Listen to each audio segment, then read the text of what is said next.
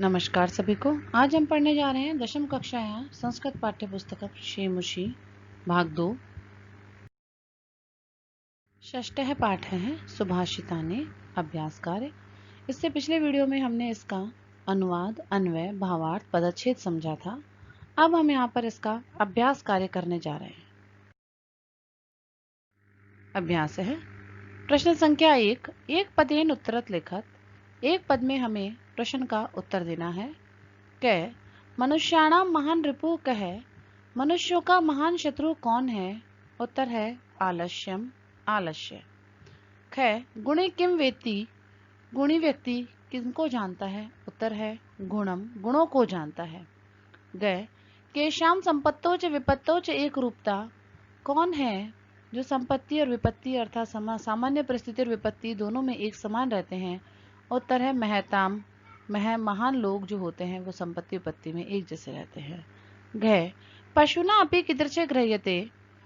पशु भी कैसे अर्थ को ग्रहण कर लेते हैं? उदीरितो अर्थ है अर्थात कहे हुए अर्थ को ग्रहण कर लेते हैं। अंग उदय समय अस्त समय च कह रखते भवती। उदय के समय और अस्त के समय कौन लाल होता है? उत्तर है सविता अर्थात सूर्य उदय और अस्त दोनों में लाल होता है। प्रश्न संख्या 2। अधोलिखितानाम प्रश्नानाम उत्तराणि संस्कृत भाषायाम लिखत। यहाँ जो प्रश्न दिए गए हैं उनका हमें उत्तर संस्कृत भाषा में लिखना है। क केन समय बंधु नास्ति। किसके समान कोई बंधु नहीं है? उत्तर है उद्यमेन समय बंधु नास्ति। परिश्रम के समान कोई अन्य बंधु बांधव नहीं है। ख वसंतस्य गुणम कह जानाति। वसंत ऋतु के गुण को कौन जानता है? उत्तर है वसंतस्य गुणम कह जानाति। वसंत ऋतु के गुण को कोयल ही जानती है।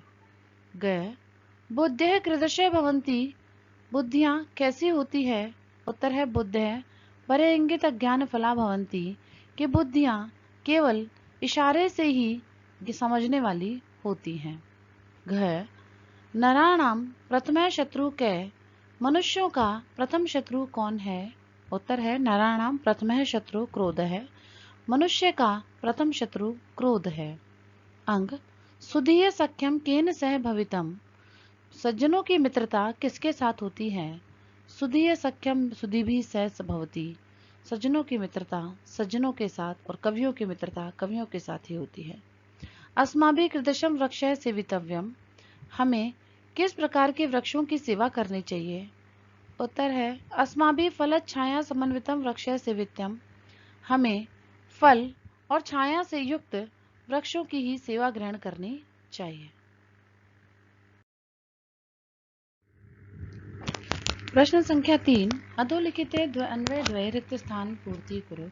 यहाँ नीचे 2 अन्वयों को लिखकर रिक्त स्थान की पूर्ति करनी है। यहाँ कुछ श्लोक हैं जो हमें दिए गए हैं, वो हमारे पाठ्य पुस्तक का श्लोक संख्या 3 और श्लोक संख्या 10 है। उसी के आधार पर हमें इस श्लोक की अन्वय पूर्ति करनी है।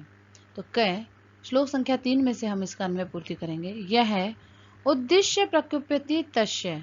यह निमित्तम उद्देश्य प्रकुप्यति तस्य अपगमे सह ध्रुवम प्रसीदति। यस्य मनः अकारण द्वेषी अस्ति जनः तम कथम परितोषिष्यति। श्लोक संख्या 10 में से हम ख का अन्वय करेंगे। विचित्रे संसारे खलु किंचित निरर्थकम नास्ति। अश्वः चेत धावने वीरः खरः भारस्य वहने वीरः भवति। प्रश्न संख्या 4। अधोलिखितानां वाक्यानां कृते समानार्थकान् श्लोकान् पाठात् चित्वा लिखत। यहाँ हमें कुछ सामान्य संस्कृत के वाक्य दिए गए हैं, उन्हीं अर्थों को बताने वाले या उसी भावार्थ को बताने वाले श्लोकों को हमें श्लोक पाठ में से ढूंढकर लिखना है। क विद्वान से ए भवती यह अनुक्तम अपि तथ्यम जानाति। विद्वान वही होता है जो बिना कहे हुए अर्थ को भी जान जाता है, बिना बोले हुए अर्थ को जान जाता है। तो श्लोक संख्या 4 में भी हमें ऐसा ही समझाया गया है। अनुक्तम अप्युहति पंडितो जनः है। ख मनुष्य सम स्वभावे जने से मित्रताम करोति। मनुष्य अपने समान स्वभाव वाले लोगों के साथ ही मित्रता करता है। यह भाव हमें श्लोक संख्या 6 में दिखाया गया है। समानशील व्यसनेषु सख्यम। ग परिश्रमं कुर्वाणं नरः कदापि दुखम न प्राप्नोति। परिश्रम करता हुआ मनुष्य कभी दुख प्राप्त नहीं करता। यह भाव हमें श्लोक संख्या 1 में दिखाई देता है। नास्ति उद्यम समो बंधु कृत्वा यह नावसीदति। घ महान्तः जना सर्वदेवं संप्रकृत्य भवन्ति। महान लोग जो होते हैं सभी विपत्तियों में और समान समस्त स्थितियों में समान रहते हैं। यह भाव हमें श्लोक संख्या 9 में दिखाई देता है। संपत्तौ च विपत्तौ च महतामेक रूपता। प्रश्न संख्या 5 यथा निर्देशनम परिवर्तनम विधाय वाक्यानि रचयत। यहाँ कोष्टक में हमें निर्देश दिया गया है, उसी के आधार पर दिए गए वाक्यों को परिवर्तन करके पुनः लिखना है। क गुणी गुणम जानन्ति। इसको हमें बहुवचन बनाना है, तो समस्त वाक्य का बहुवचन बनाएंगे। गुणिनः गुणान जानन्ति। कर्म वाच्य में परिवर्तित करना है अगले वाक्य को। पशु उदीरितम अर्थम गृह्णाति। इसका कर्म वाच्य होगा पशुना उदीरितः अर्थः गृह्यते। मृगा मृगे से अनुवज्रन्ति। इसे हमें एक वचन में बदलना है। उत्तर है मृगः मृगेण सह अनुवज्रति। घ कह छाया निवार्यति। इसे हमें कर्म वाच्य में बदलना है, तो केन छाया निवार्यते। अंग तेन सह वह्निना शरीरम दह्यते। कर्तृवाच्य में परिवर्तन करना है, तो सह एव वह्निः शरीरम दहति।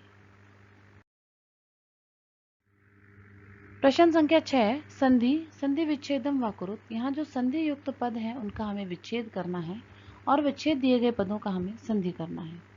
न अस्ति उद्यमम समम। इसे संधि युक्त करके लिखेंगे नास्ति उद्यम समम। ख तस्य अपगमे। संधि होगी दीर्घ संधि तस्यापगमे। ग अनुक्तम अपि उहति। यहाँ संधि होगी अनुक्तम अप्य उहति। गावः च विसर्ग संधि के साथ संपूर्ण होगा वाक्य। गावश्च को हम गावः च विसर्ग संधि करेंगे। न अस्ति नास्ति का विच्छेद होगा न अस्ति। योजकस तत्र संधि विच्छेद होगा योजकः तत्र। रक्तः च अस्त समये।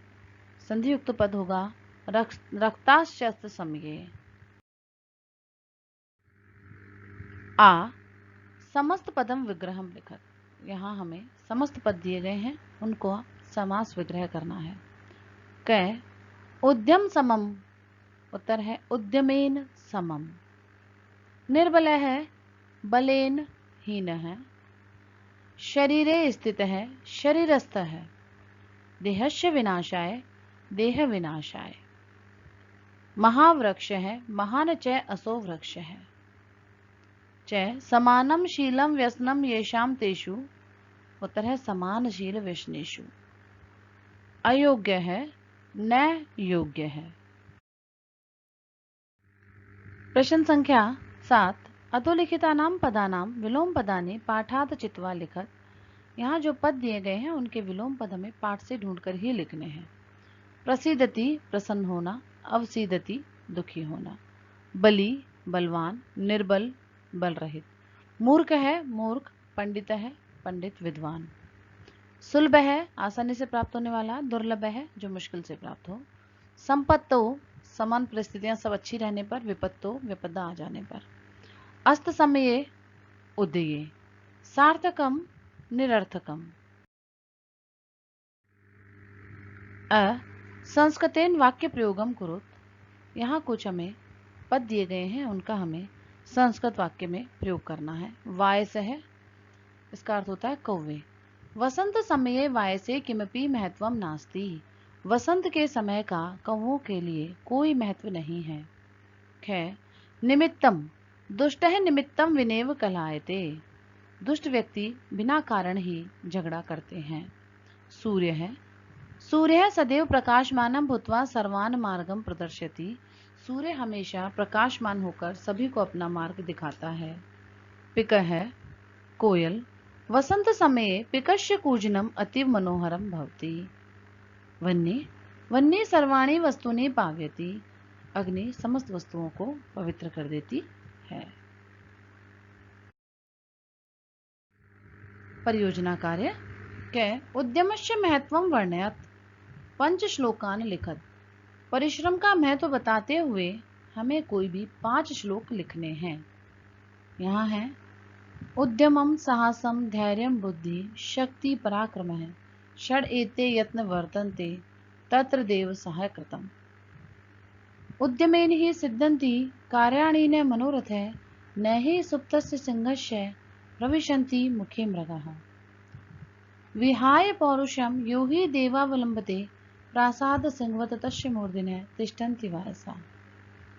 यथा एकेन चक्रेण न रथस्य गतिर्भवति एवं पुरुषकारेण विना देवं न सिद्ध्यति। उद्योगिनः पुरुषः सिंहमपैति लक्ष्मी देवं हि देवमिति का पुरुषा वदन्ति।